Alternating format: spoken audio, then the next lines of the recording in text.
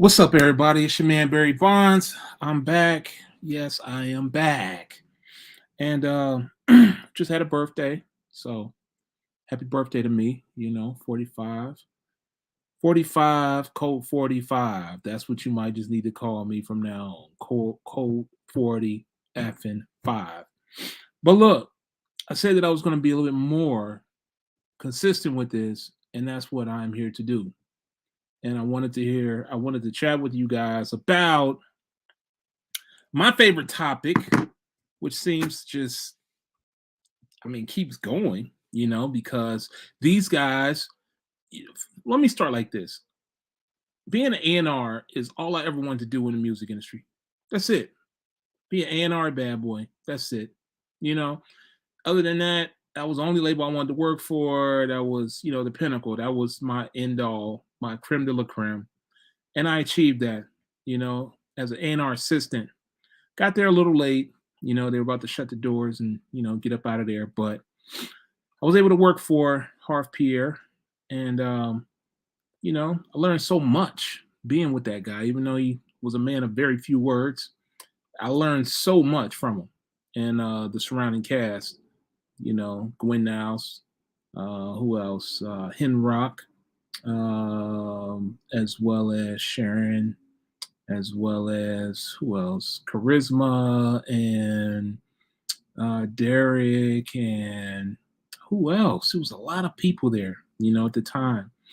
Um, Definitely can't forget Rich Dallas. He pretty much got me at the office and started, getting with him to promote all of these singles and new records in the clubs. Him and Nomad, Peace, what up? The homies. But these A&Rs. Now, the one A&R that I was able to, meet and get kind of cool with, or get pretty cool with, was Rad. Conrad Damach. He was one of the A&Rs there. He was there for a while, for a long while. But I was able to get, really cool with him as well as my man Skid. And, I always had a good respect for what they did because, just being on the other side of it, as far as the administration side of it, they had a very tedious job. They had a very, their job wasn't their job wasn't no joke. Let me just put it to you like that. It wasn't no joke. And you know, coming from the president of A&R, which was Harv, and then he went on to be the president of the label. I saw that they were definitely on a tight leash, and they had deadlines, and Harv was one that, he tended to like to what do you call it? Oh man, what do you call it? Micromanage. Tended to like to micromanage, but all in all, these guys put together some great work, some great music, some really great music, and music that had a theme, had culture to it, and that innovated the, I guess, the culture of hip hop. It was all original swag, original, energy, even though the music was, sampled, but the swag, everything, the lifestyle, all of that was original. And that right there, originality right there is what's missing in this music industry right now. And that's the thing that I want to chat with you guys about because, right now it's just so, I don't know, man. It just hurts that there's no music out here that you can really get excited about anymore. And that's a shame because back in the day, you used to be able to be excited about the music because these cats had monster hits. And I can't even tell you if I've heard a hit in the past 5 years that was just so infectious, other than We Don't Talk About Bruno. That's crazy that type of hit right there is so memorable, so catchy, and has a great track to it. and it's a kid song from a kid's movie. It's sad. The music right now that's going on that these A&Rs are putting together, it's like they really aren't even doing their job. It's just they're saying, okay, I'm gonna go to the studio, pick up the files, pick up, everything, and we listen to it and boom, we throw it out there. There's no, rhyme or reason, there's no concepts, no originality, no creativity. All it is just talking about the same shit every single record. You ain't talking about nothing but chicks, these bust down little chicks. Mama got this. I'm spending a bag on her. I buy her a bag. I do all this tricking shit. Then you talking about busting these chicks down, busting down all these baby mamas and all this other stuff. Then you talking about the drugs you selling. That's kind of tapered down a little bit. Now you're talking more about being a basehead, being a crackhead, all the drugs you're taking now.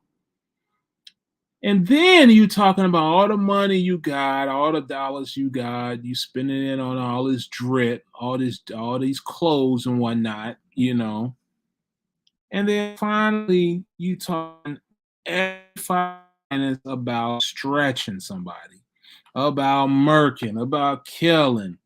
You know, it's so tired and it's just so repetitive and just unoriginal and uncreative that it's really time for a change. And I spent this whole weekend just looking at documentaries of trailblazers, real trailblazers who came through and found artists who created generational music, classic music. I'm talking about Clive Davis. I'm talking about David Geffen. I'm talking about Dick Griffey. I'm talking about who else? Who else was in there in that bunch? I'm talking about The Godfather. Oh man. Why am I sitting up here acting like I don't know who this man is or can't remember his name?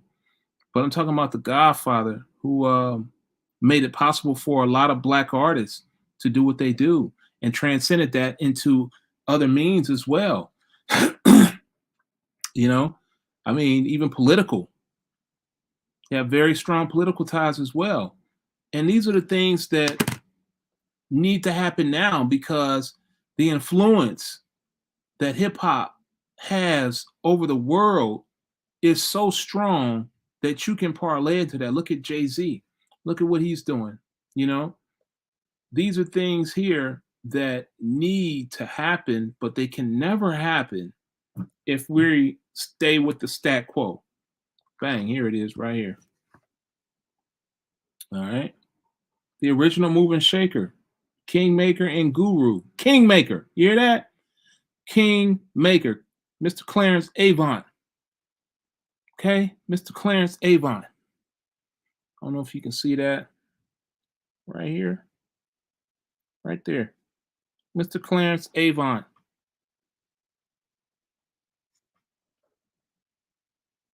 Kingmakers.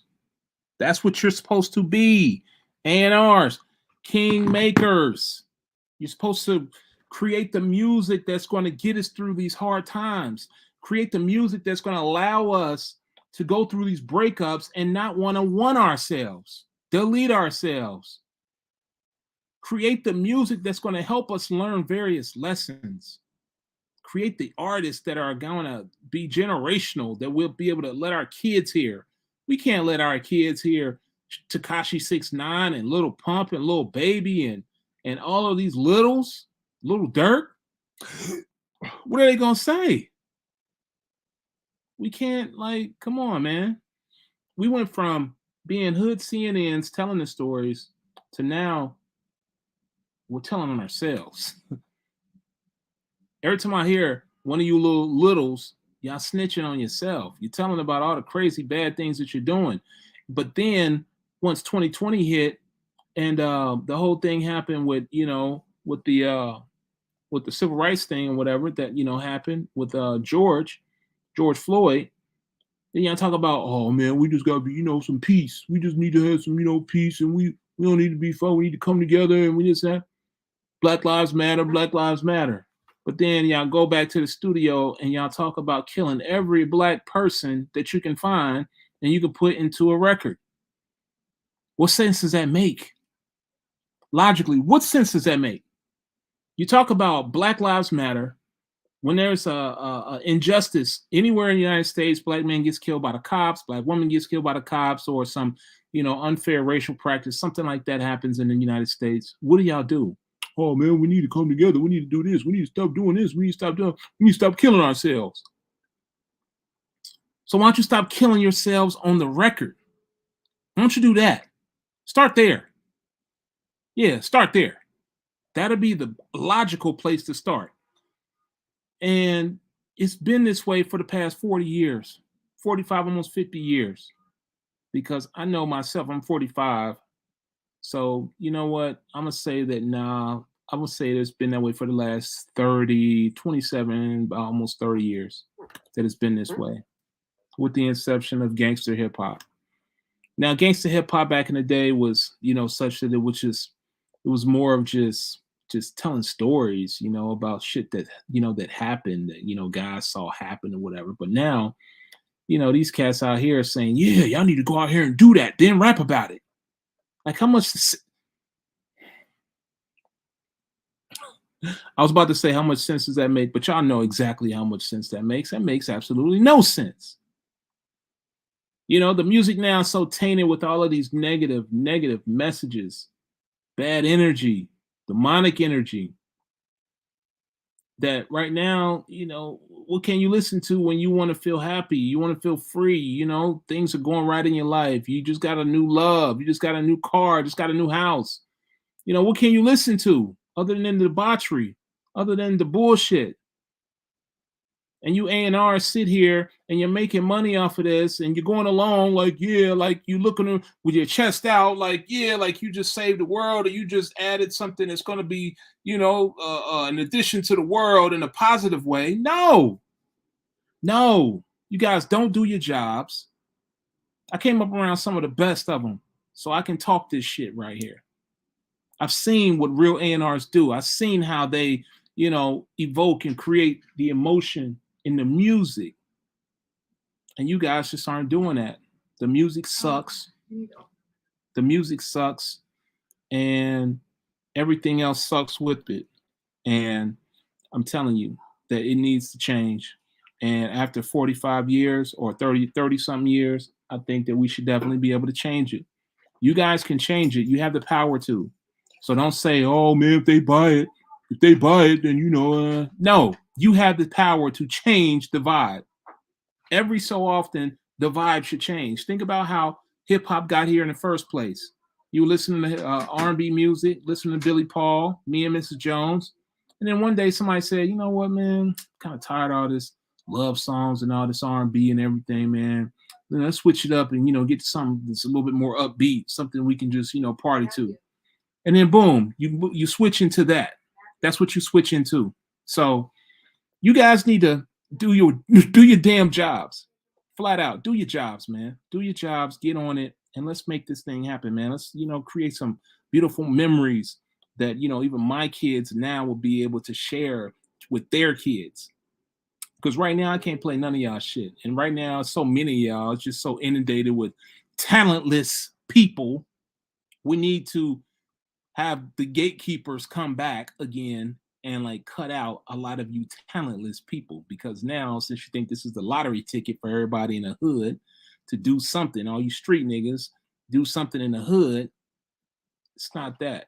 It's not that. This is for talented people only. That's why I only want to deal with R&B, because that's where really talent is, because you can't fake if you can sing or not, other than just auto-tune, and we'll know it's auto-tune. So that's enough for me, man. I'm gonna keep this short. I just wanted to, bend your ear off a little bit about this. I'm gonna be coming back soon with some more thoughts. But you A&Rs out there, come on, man. Quit stealing the money, man. Earn your check. Do something worthwhile. Create some timeless generational music, because right now you're not. All right. Not right now. We're not gonna be talking about how we banging somebody else's baby mama and spending $5,000 on a Birkin bag, or 25 grand on a Birkin bag. We're not doing that. That's whack. All right. So as you know, if truth pisses you off, holler at your boy. All you artists out there, if you got any questions, send it to me in the email. I would love to answer it and help you out. Other than that, I'm BBondz. You know my motto: positive minds move forward. I get at you guys on the next one. Peace.